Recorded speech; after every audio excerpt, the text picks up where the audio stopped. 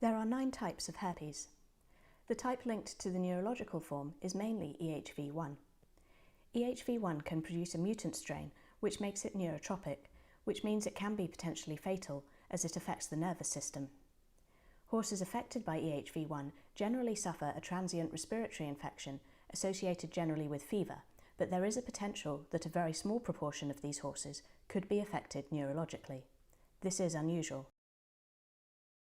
After acute infection, we could be presented with 2 scenarios.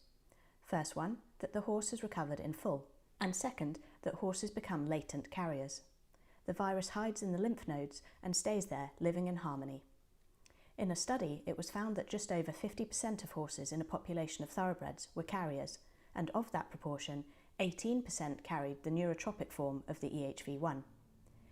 These proportions could easily be applied to the rest of the population in the world. Horses could act as a biological reservoir. The latent form of the virus can be woken up when horses undergo stressful situations.